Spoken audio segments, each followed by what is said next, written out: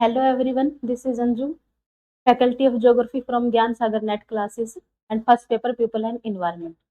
तो जैसा कि हमने अभी आपको बताया कि हमारा जो है ऑनलाइन क्लासेस जो है वो शुरू हो चुकी हैं, जिसमें हमने हमारी 2 यूनिट जिसमें जियोमॉर्फोलॉजी और इंडिया ज्योग्राफी को स्टार्ट कर दिया है। तो आज की जो क्लास रहेगी वो स्पेशली हमारी डेमो क्लास रहेगी।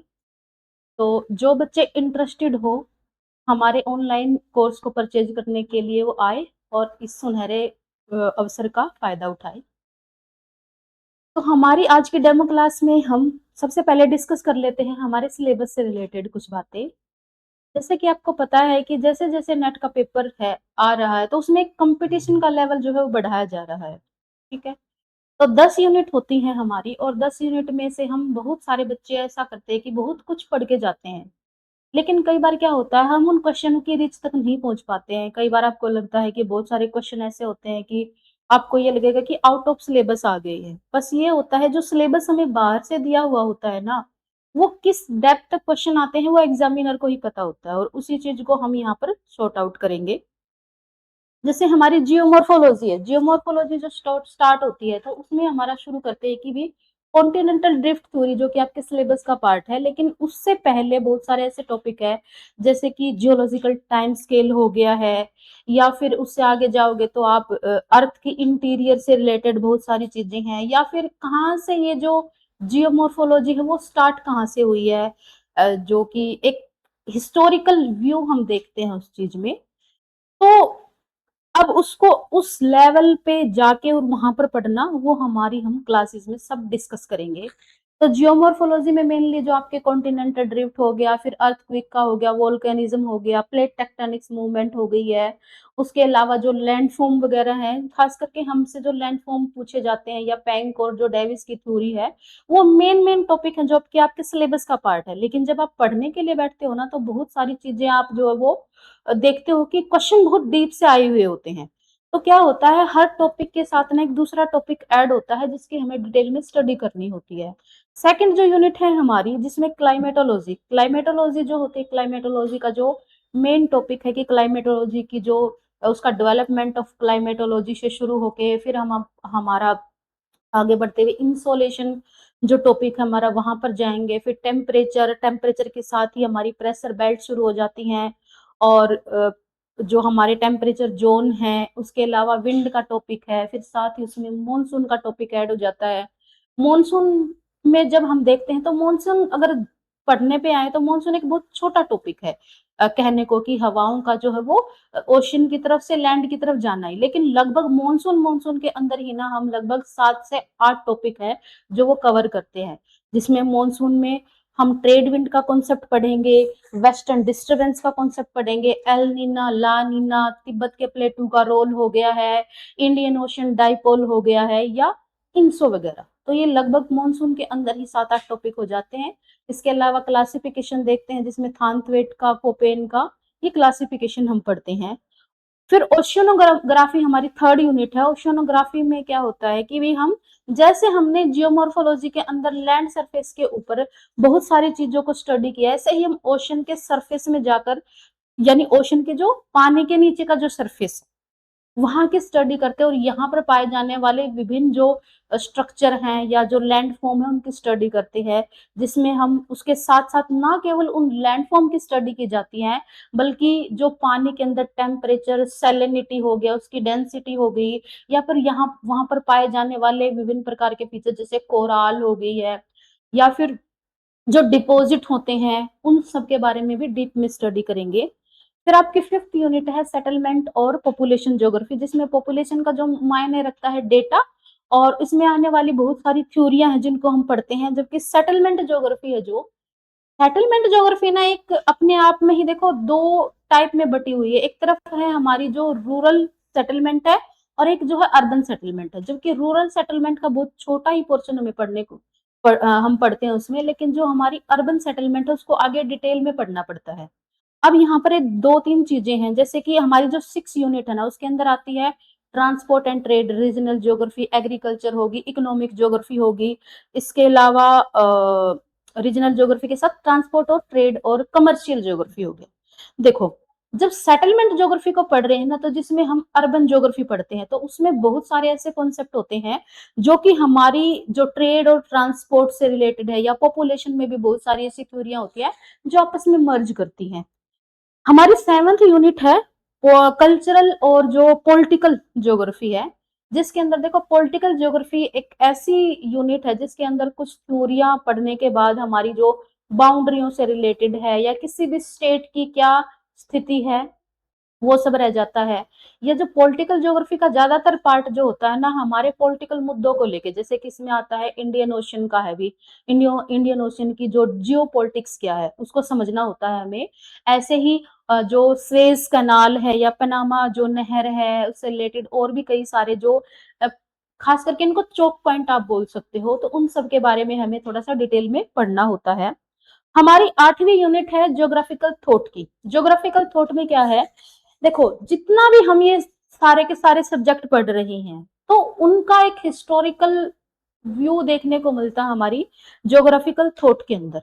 ज्योग्राफिकल थॉट क्या है, ज्योग्राफिकल थॉट यानी कि विचार, यानी कि वो स्कॉलर जिन्होंने इस ज्योग्राफी को बनाया है, इस सब्जेक्ट को बनाया है, उसमें किस प्रकार के डेवलपमेंट हमें देखने को मिले। जैसे कि हमारी जो ये जो हमारी यूनिट है बहुत सारी, जिसके अंदर हमारे हिस्टोरिकल, ना केवल वो सारे स्कॉलर जो ज्योग्राफर रहे हैं, बल्कि अदर दूसरे सब्जेक्ट या दूसरी साइंस से भी जुड़े हुए हैं, लेकिन हम उन सब का ना क्या करते हैं कि सब ओवरऑल मिला के सबका अपनी ज्योग्राफी से रिलेटेड जो कॉन्सेप्ट है वहां पर उन चीजों को हम पढ़ते हैं।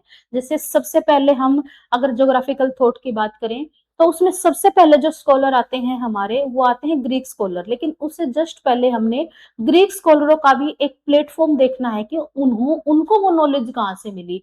तो सबसे पहले हम हमारी सिविलाइजेशन को पढ़ते हैं, देन हम हमारे ग्रीक स्कॉलर को पढ़ते हैं, और ये जब ग्रीक स्कॉलर को पढ़ा जाता है ना, उसके बाद ही अब वही नॉलेज आगे कैसे कैसे ट्रांसफर हुई, रोमन्स में गई, रोमन्स के बाद फिर अरब स्कॉलर आते हैं, अरब स्कॉलर के साथ साथ ही एक टाइम पीरियड आता है लगभग 1st सेंचुरी या 3rd सेंचुरी से भी माना जाता है कई बार, कि भी 15th सेंचुरी तक, 3rd से लेकर 15th सेंचुरी तक इसके अंदर एक डार्क एज का कॉन्सेप्ट आता है। वो डार्क एज क्या है, कि भाई पूरी तरह से हमारे खास करके यूरोप के, जो यूरोप वाला एरिया था, वहां पर किसी भी प्रकार की रिसर्च या इन्वेंशन नहीं हो रही थी उस टाइम पे। तो ये आता है हमारे जो डार्क एज का पार्ट। उसके बाद जो 16 या 15 सेंचुरी आती है, उसमें आता है डिस्कवरी एज।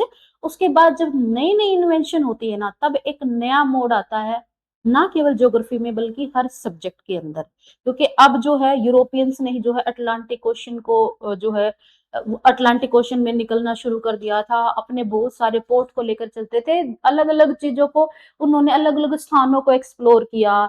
इसमें जैसे प्रिंस हेनरी नाविक आते हैं, वास्को डी गामा, कोलंबस हो गए हैं हमारे, या फिर और भी दूसरे स्कॉलर हैं, वो कुक हो गए, तस्मान हो गए, प्रिंस हेनरी नाविक हो गए। तो ये सारे स्कॉलर हैं जिन्होंने अलग अलग जगहों को एक्सप्लोर किया। उसके बाद आती है हमारी मॉडर्न ज्योग्राफी, जिसके अंदर जर्मन, फ्रांस और अमेरिकन स्कूल ऑफ थॉट और ब्रिटिश स्कूल ऑफ थॉट को इनकी स्टडी करके हमारा जो आता है पैराडाइम का टॉपिक आता है। और इसके अलावा दूसरी और जो अलग अलग अलग प्रकार के पैराडाइम शिफ्टिंग होती है, जिसमें हमारा पॉसिबिलिज्म हो गया है, इन्वायरमेंटल डिटर्मिनिज्म, पॉसिबिलिज्म, प्रोबेबिलिज्म, ये सब पढ़ते हैं। और एक टॉपिक आता है हमारा मॉडल से रिलेटेड। तो ये है हमारी जो पूरी तरह से ज्योग्राफी का पार्ट। जबकि इंडिया ज्योग्राफी जो है, इंडिया ज्योग्राफी में वही सारे सब्जेक्ट होंगे जो कि हमारे इंडिया से रिलेटेड है, क्योंकि हम ज्योग्राफी के स्टूडेंट हैं, तो इंडिया की लगभग सभी बातों के बारे में हमें पहले से नॉलेज होनी चाहिए। एक्चुअल में मेरे हिसाब से जो इंडिया ज्योग्राफी है ना, उसको आप ओवरऑल ज्योग्राफी के साथ इंक्लूड करके पढ़ सकते हो। सिर्फ इंडिया का ड्रेनेज को या फिर इसके स्टेट को छोड़ दोगे, तो बाकी सारा जो कॉन्सेप्ट है वो आपको अदर ज्योग्राफी के दूसरे सब्जेक्ट में भी आपको मिल जाएंगे। आपको अलग से इंडिया ज्योग्राफी को पढ़ने की जरूरत नहीं पड़ेगी। तो ये तो था हमारे सिलेबस को लेकर थोड़ा डिस्कशन। चलिए, आज का हमारी डेमो क्लास है, तो हम थोड़ा सा हमारे इंट्रोडक्शन के हिसाब से एक टॉपिक पढ़ते हैं। तो हमारा टॉपिक का नाम रहेगा जियोलॉजिकल, जियोलॉजिकल, ठीक है।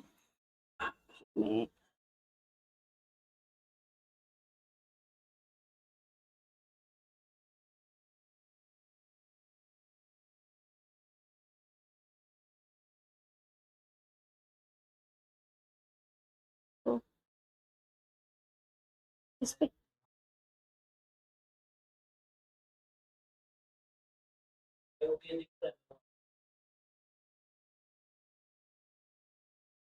ये आया क्यों नहीं?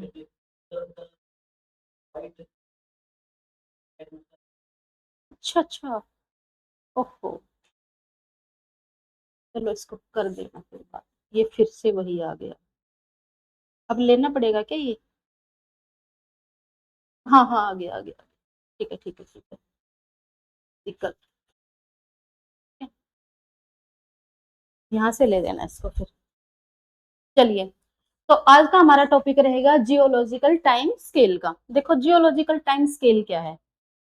देखो हम मानते हैं कि हमारी अर्थ का जब ओरिजिन हुआ था ना, कब हुआ था अर्थ का ओरिजिन, तो लगभग ऐसा माना जाता है कि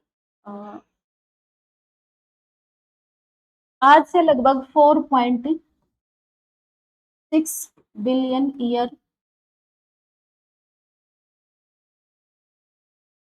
अगो हमारी अर्थ का ओरिजिन हुआ था।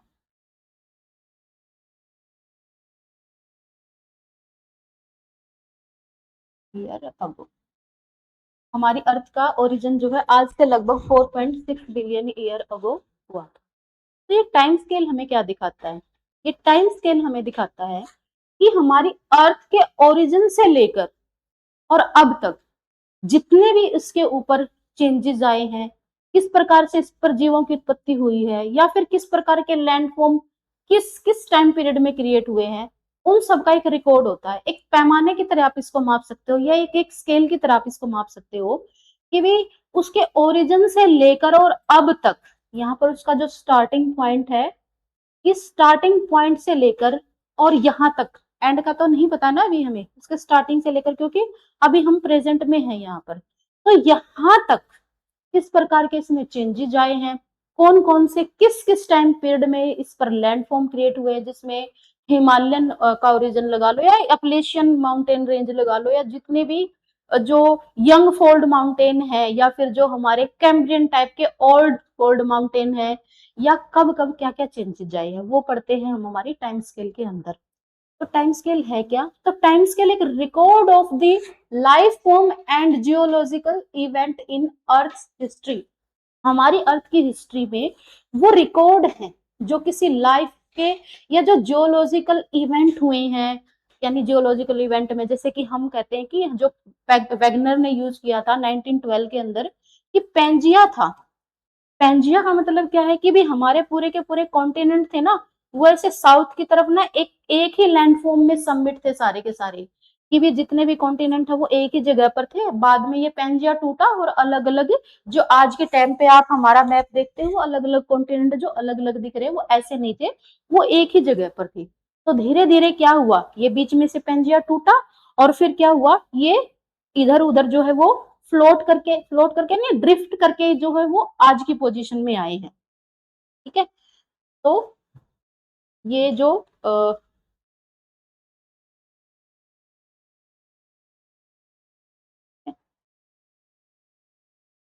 चेंज हुए हैं, साइंटिस्ट जो थे ना वो अर्थ की रॉक्स का उनको ऑर्डर में लगाकर उनकी एज के अकॉर्डिंग उनको क्या करते, कॉलम तैयार करते भी, जिसको जियोलॉजिकल कॉलम बोलते हैं। और ये स्केल जो होती है ना किस प्रकार की, यानी रॉक की लेयर की स्टडी करके और उसके एक इंडेक्स यानी फॉसिल के रूप में दिखाती है। फॉसिल वगैरह से हम उस स्केल को जो है दिखाते हैं कि भी किस प्रकार के फॉसिल किस टाइम पीरियड में मिले हैं, या किस प्रकार की रॉक जो है किस टाइम पीरियड में मिली है, वो ये जियोलॉजिकल स्केल हमें दिखाती है। अब रेडियो डेटिंग हेल्प, देखो इसमें क्या हुआ था अभी, अगर हमारी जियोमॉर्फोलॉजी की या जियोलॉजी की बात करें तो लगभग 1784 के अंदर हमारे एक स्कॉलर आए हैं जिनका नाम है हट्टन। उससे पहले तक चलता था कि जो हमारी अर्थ है ना उसकी एज बहुत छोटी है, लेकिन बाद में ये आते हैं हट्टन महोदय और ये अपनी एक कॉन्सेप्ट देते हैं कि अर्थ की साइक्लिक, यानी कि इसके ऊपर जो एक प्रकार से ना उसकी प्रोसेस, ऐसा नहीं कि भी धरती, वो तीन बातें बताते हैं कि भी ना तो आदि का पता है ना अंत की आशा, और अर्थ की साइक्लिक हिस्ट्री को दर्शाते हैं कि जैसे फिनोमिना पहले आज प्रेजेंट में है ना वो पहले भी चल रहे थे, ये बातें बताते हैं और वो एक कॉन्सेप्ट लेके आते हैं। और उसके बाद आर्थर होम्स थे जो इन्होंने जियोलॉजिकल टाइम स्केल में अपना कंट्रीब्यूशन दिया है। ठीक है, अब ये जियोलॉजिकल टाइम स्केल क्या है? देखो जियोलॉजिकल टाइम स्केल, इसको थोड़ा सा हम लेके जाते हैं अपना आगे। हाँ, ठीक है, तो ये जो स्केल है ना, वो देखो सबसे, हम इस टाइम को ना सबसे पहले एक बड़ी यूनिट में मापते हैं जिसको बोलते हैं इयोन। सबसे बड़ी यूनिट है भाई, सबसे largest division of geological time का सबसे बड़ा है ये। और ऐसे जो है ना हमारे इयोन 4 हुए हैं अब तक के उसमें माने तो, जिसमें पहला है हेडियन, उसके बाद आता है फिर आर्कियन, उसके बाद आता है फिर प्रोटोरेजोइक,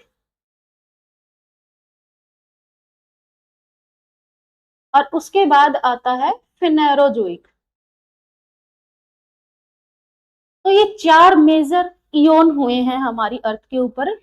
सबसे रिसेंट जो आपका इयोन है या हमारा इयोन है वो है फेनोरोजोइक।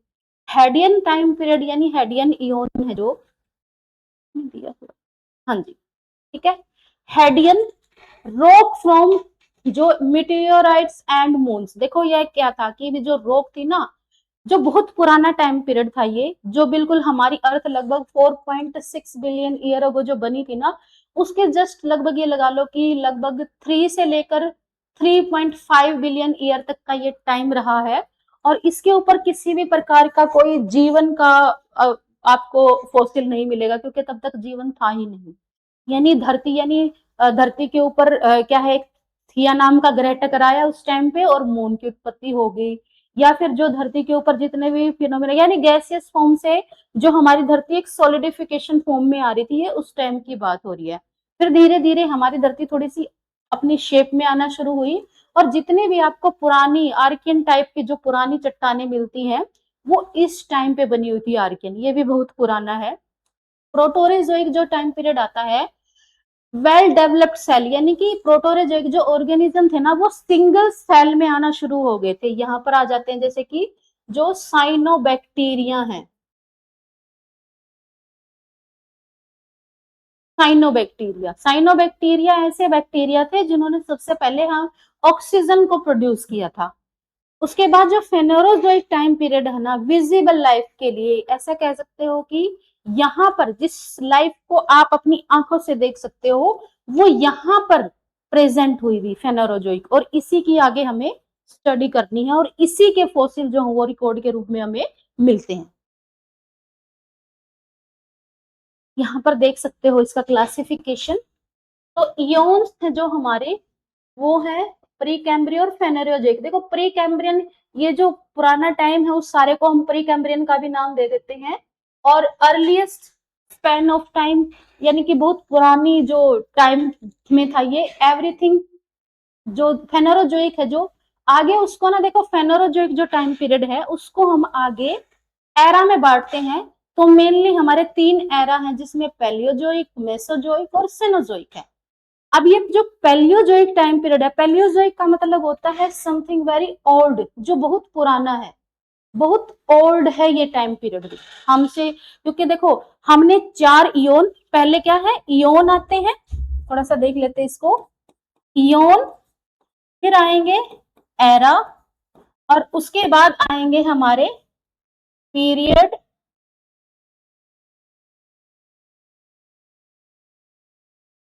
पीरियड के बाद आते हैं फिर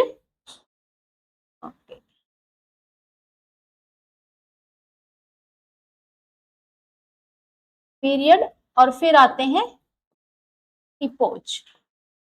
ठीक है, और फिर इसको एज में हम बांटते हैं। तो जो इयोन थे हमारे, उसमें देखा हमने हेडियन, पहले हमने हेडियन, और फिर हमने आर्कियन, फिर प्रोटोरेजोइक, और फिर फेनोरोजोइक है।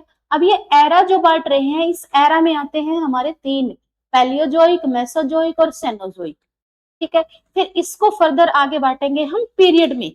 अब ये जो पैलियोजोइक है, इसका मतलब बताया अभी हमने कि समथिंग वेरी ओल्ड, जो बहुत पुराना हो। अब इस पैलियोजोइक में आते हैं हमारे, जिसमें Cambrian, Ordovician, Silurian, Devonian, Carboniferous और पर्मियन, ये 6 यहाँ पर आ जाते हैं हमारे पीरियड। ठीक है, अब इन 6 पीरियड में जो कैम्ब्रियन है जो सबसे पहला है, ऑर्डोविशियन हो गया और सिल्यूरियन हो गया, डिवोनियन हो गया और कार्बोनिफेरस हो गया। अब जो कैम्ब्रियन है सबसे पुराना है, यहाँ पर जो थे ना बिल्कुल ऐसे सिंगल सेल, क्योंकि हमने देखा था कि सिंगल सेल बैक्टीरिया आ चुके थे हमारे, जो हमने प्रोटोरोजोइक जो टाइम पीरियड देखा है, और कैम्ब्रियन में क्या था, अब मल्टी सेलुलर जो ऑर्गेनिज्म थे वो आ चुके थे यहाँ पर, और एक प्रकार से फ्लसी टाइप के जो क्रिएचर है ना, फ्लसी में आप ऐसे कह सकते हो जो कोराल टाइप के होते हैं, ठीक है, वो आए यहाँ पर। फिर ऑर्डोविशियन टाइम पीरियड है। अब धीरे धीरे धीरे धीरे इस टाइम पीरियड को है ना एज ऑफ इन जो है इनवर्टेब्रेट्स भी कहा जा सकता है, क्योंकि इनमें अब तक रीढ़ की हड्डी नहीं आई थी, सिर्फ ओशन के अंदर ही लाइफ आई थी, ओशन में भी जो कुछ पार्ट के अंदर ही। ठीक है, कार्बोनिफेरस, तो यहाँ पर ऐसे याद रखोगे 3 है ये हमारे, 3 में पैलियोजोइक के आप बांट सकते हो 6 पार्ट। फिर आता है मेसोजोइक टाइम पीरियड, जिसको एज ऑफ रेप्टाइल भी बोलेंगे। ये अगर आप ध्यान से देखोगे तो इसको जो डायनासोरों का टाइम पीरियड है वो यहीं पे आया था। इसमें आते हैं ट्रियासिक, जुरासिक और क्रिटेशियस टाइम पीरियड। अब जो ट्रियासिक है और जुरासिक है, जो ट्रियासिक टाइम पीरियड था ना वो बहुत ज्यादा डायनासोरों के लिए है, ऐसा हम मानते हैं कि भी जो जुरासिक टाइम पीरियड, क्योंकि जुरासिक पार्क मूवी से हम ले लेते हैं कि भी यहाँ पर डायनासोर ज्यादा होंगे, जबकि यहाँ पर जो है सबसे ज्यादा डायनासोरों की संख्या थी। क्रिटेशियस टाइम पीरियड किस लिए जाना जाता है, क्रिटेशियस टाइम पीरियड हमारे लिए तब जाना जाता है क्योंकि इंडिया के अंदर जो दक्षिण का पठार है, क्योंकि अर्थ के ऊपर ना बहुत ज्यादा वोल्केनिक इरप्शन हो रहे थे उस टाइम पे, बहुत ज्यादा लावा, बहुत ज्यादा मैग्मा जो है वो निकल के लावा की फॉर्म में जमीन पर जम रहा था। तो जितना भी आपको, जैसे कि इंडिया के अंदर दक्कन का जो प्लेटू है ना, वो दक्कन ट्रैप है जो वो इसी प्रकार के वोल्केनिक इरप्शन से बना हुआ है। इसके अलावा भाई कुछ हमारी अर्थ ना केवल ऐसी ही रही है, बल्कि एक लार्ज अमाउंट में आप कह सकते हो कि हमें लगता है कि हम जो इतना पोल्यूशन और जिस हिसाब से इस धरती को खत्म, यानी कि इस धरती को पोल्यूट करके इतना खत्म कर रहे हैं, तो सच मानो कि इस धरती ने भी इससे भी ज्यादा बहुत कुछ झेला है। यानी कि लगभग जैसे ऑर्डोविशियन और जो सिल्यूरियन का टाइम, इनके बीच में एक जो लार्ज अमाउंट में एक्सटेंशन हुआ था, जहाँ की लगभग 85% जो स्पीसीज थी ना वो नष्ट हो गई थी, और ये हुआ था, बहुत बड़ा आइस एज आया था उस टाइम पे। उसके अलावा फिर डिवोनियन जो टाइम पीरियड आता है, इसमें भी ऑक्सीजन की कमी से हो गया था, यहाँ पर लैक ऑक्सीजन की कमी से हुआ था, CO2 जो ऑक्सीजन कमी हो गई थी बहुत ज्यादा। फिर पर्मियन एक टाइम पीरियड आता है, यहाँ पर भी लार्ज अमाउंट में एक्सटेंशन देखा जाता है। और क्रिटेशियस टाइम पीरियड ऐसा माना जाता है कि लगभग माउंट एवरेस्ट के बराबर जो है ना एक उल्का पिंड हमारी अर्थ से टकरा गया था इस टाइम पीरियड में, और फिर धरती पर जितने डायनासोर थे या जो जीव थे ना, उनका भी लगभग 90% जो जीव थे ना वो खत्म हो गए थे। उसके बाद आता है हमारा सेनोजोइक टाइम पीरियड। अच्छा, सेनोजोइक से याद रखो, जैसे सेनो को ना ऐसे सीनरी की तरह समझ लो, क्योंकि इसको हम कनेक्ट करेंगे हिमालय, क्योंकि घरों में जो हम सीनरियां यूज करते हैं तो उसमें हिमालय की सीनरी काफी खूबसूरत दिखती है, बर्फ की जो सीनरी दिखती है, तो उससे ले सकते हो आप इसको। जो सेनोजोइक जो टाइम पीरियड आता है ये हमारा थर्ड एरा है, ठीक है, थर्ड एरा है जो एज ऑफ मैमल्स के लिए। अब मैमल्स कौन से हैं, वो जीव जो अपने बच्चों को लाइव बर्थ करते हैं, और जो खास करके मैमल्स में जो दूध पिलाने वाले जितने भी स्तनधारी जीव थे वो आ गए थे। अब इसमें भी देखो, इसको भी 3 पार्ट में हम बांट सकते हैं, पैलियोजीन, नियोजीन और क्वार्टनरी, या फिर आप इसको कह सकते हो यहाँ पर टर्शरी टाइम पीरियड हो गया और ये क्वार्टनरी टाइम पीरियड हो गया। ठीक है, अब जो टर्शरी टाइम पीरियड था ना उसमें आ जाते हैं हमारे जो टर्शरी टाइम पीरियड उसमें आ जाते हैं प्लियोसिन, मायोसिन, ओलिगोसिन, सॉरी उसको ऊपर से लेंगे हम, ये आएगा फर्स्ट में प्लियोसिन, इयोसिन, ओलिगोसिन, मायोसिन और प्लियोसिन। ठीक है, ये आएंगे। अब यहाँ पर क्या हुआ था, यहाँ पर देखो हमारा हिमालय जितने भी अल्पाइन माउंटेन रेंज है ना, अल्पाइन अल्पाइन क्योंकि अल्पस माउंटेन रेंज से लेंगे हम इसको, फोल्ड, यंग फोल्ड माउंटेन, क्योंकि अगर आप इंडिया के अंदर देखोगे ना, तो यहाँ पर हमारा हिमालयन माउंटेन रेंज है, और इधर से जाके यूरोप में है हमारा जो अल्प्स माउंटेन रेंज है। तो एक पूरे के पूरे कॉन्टिनेंट के ऊपर एक पूरी की पूरी बेल्ट है एक। यहाँ हिमालय, इसके इधर चले जाओगे तो कुनलुन माउंटेन रेंज है, इधर जो है पामीर की नोट है, पामीर नोट है। और इससे थोड़ा सा इधर आ जाओगे यहाँ पर, तो ये अफगानिस्तान और पाकिस्तान के अंदर जाओगे तो यहाँ पर हिंदू कुश, और यहाँ पर सुलेमान और किरथर, ये माउंटेन रेंज है, और बीच में पामीर की नोट है, और इधर कुनलुन हो गया, और नीचे हिमालय हो गया। और इसका भी अगर म्यांमार की तरफ चले जाओगे तो यहाँ पर भी है अराकान योमा, जो हिमालय का ही आगे जो है थोड़ा सा जो फोल्ड हो गया, उसी का एक्सटेंशन वर्जन है। इसके अलावा यहाँ पर जो बीच में से इधर जाग्रोस माउंटेन रेंज है, और उधर बीच में जो आर्मेनिया की नोट है, और इधर जो टॉरस और पोंटिक जो कि तुर्की की तरफ से जाते हुए और यूरोप में जो है अल्प्स तक जाता है, यानी कि ये यंग फोल्ड माउंटेन है। ये इस टाइम पीरियड की बात हो रही। तो पहले जो पेलियोसीन है वहां पर हमारे जो है ना, ये इपोच है एक्चुअल में हमारे, जो कि पीरियड को भी आगे फर्दर और शॉर्ट पीरियड में बांटते हैं। तो ये है पेलियोसीन, जहां पर इस पेलियोसीन में क्या हुआ था कि जो हमारा ग्रेट हिमालय है ना वो बना था। फिर जो इयोसीन है वहां पर इन दो पीरियड में हमारा ग्रेट हिमालय बना, और ओलिगोसीन में क्या हुआ, हमारे जो मिडल हिमालय बने। ठीक है। और मायोसीन में क्या हुआ, मायोसीन और प्लियोसीन में जो कि शिवालिक रेंज थी हमारी वो बनी। उसके बाद आ जाता है हमारा, ये हम इसको टर्सरी टाइम पीरियड भी कह सकते हैं, इसको टर्सरी टाइम पीरियड। फिर क्वार्टनरी जो टाइम पीरियड है उसको भी हम दो पार्ट में बांट सकते हैं, प्लिस्टोसीन और होलोसीन। ठीक है। प्लिस्टोसीन के अंदर ना 4 आइस एज का जिक्र होता है खास करके, और ये पेंक और ब्रुकनर ने इनके ऊपर काम किया था। तो ये आइस एज कौन कौन से थे, गोंज, मिंडेल, रिस और वुर्म। तो ये 4 आइस एज के लिए जाना जाता है प्लिस्टोसीन टाइम पीरियड को। और जो होलोसीन है ये बहुत हमारा सबसे ज्यादा प्रेजेंट का, ठीक है, वो ये इपोच है। और होलोसीन जो है उसको भी हम आगे जैसे कि मेघालयन, नॉर्दियन और नॉर्थ, इसको ग्रिपियन एज में, और इसको फिर एक ग्रीनलैंडियन, ठीक है, इन तीन में भी इसको फर्दर बांट सकते हैं हम। जबकि हिमा जो मेघालयन है वो सबसे ज्यादा इंपॉर्टेंट हो जाता है। होलोसीन को भी 3 एज में बांटते हैं हम, और इसमें मेघालयन है, और नॉर्थ ग्रिपियन है, और ग्रीनलैंडियन है। इनमें जो मेघालयन है ना वो हमारे लिए इम्पोर्टेंट है, क्योंकि हिमालय ये जो मेघालयन है, मेघालय के अंदर ही पाए जाने वाली जो चट्टाने हैं ना उनको स्टडी करके इसको थोड़ा सा मतलब कि इसको इस एज को निकाला गया। आज से लगभग ये लगा लो कि ये ज्यादा पुराना नहीं है, 4 से 5 हजार साल पुराना ही है ये। ठीक है। और होलोसीन जो कि एक गर्म एज है। इसके अलावा थोड़ा सा चलो इनके बारे में थोड़ा डिस्कस कर लेते हैं अभी। चलो देखो, जो कैम्ब्रियन टाइम पीरियड हमने पढ़ा है ये explosion of life. Ordovician time period है, पहले वर्टेब्रेट्स आए थे यहाँ पर। और जो सिलूरियन टाइम पीरियड है, यानी कि सबसे पहले लैंड के ऊपर प्लांट कम्युनिटी आई थी। और डिवोनियन है, एज ऑफ फिश के लिए जाना जाता है। जबकि मिसिसिपियन ये और पेंसिल्वेनियन, ये आपके विंग्स इंसेक्ट्स और फर्स्ट रेप्टाइल आए थे भी पेंसिल्वेनियन। पेंसिल्वेनियन ये अपलेशियन नॉर्थ अमेरिका के अंदर आपको मिलेंगे। ये पर्मियन में एज ऑफ एम्फीबियंस के लिए जाना जाता है, यानी कि वो उभयचर जो पानी और जमीन दोनों पर रह सकते हैं। ट्रियासिक जो टाइम पीरियड है वो आपके डायनासोरों के लिए जाना जाता है, स्मॉल मैमल, छोटे मैमल्स आए थे यहाँ पर।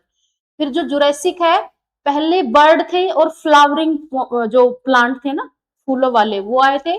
जबकि क्रिटेसिस जो टाइम पीरियड है वो हेड ऑफ डायनासोर भी क्रिटेशियस टाइम पीरियड में बिल्कुल विलुप्ति के कगार पर आ गए थे ये डायनासोर। फिर टर्सरी टाइम पीरियड तो देखा ही हमने कि मैमल्स जो थ्रेव के लिए जाना जाता है। और क्वार्टनरी है एज ऑफ मैन, यानी कि जो टेक्नोलॉजी, और जो हमारा होलोसीन टाइम पीरियड है ये हो गया। तो ये था हमारा जियोलॉजिकल टाइम स्केल, जिसके बारे में हमने बहुत कुछ ब्रीफ में पढ़ने की कोशिश की है। बहुत थोड़े टाइम में कुछ मेन पॉइंट को हाइलाइट किया और जानने की कोशिश की है। हमारी जो क्लासेस होंगी जिसमें हमारा ऑनलाइन कोर्स है, उसमें हम और भी डिटेल में चीज़ों को पढ़ते हैं। तो आई होप अगर आप इंटरेस्टेड हो तो हमारा ऑनलाइन कोर्स जो है वो परचेज़ करें और इस मौके का जो है वो फ़ायदा उठाएँ। धन्यवाद।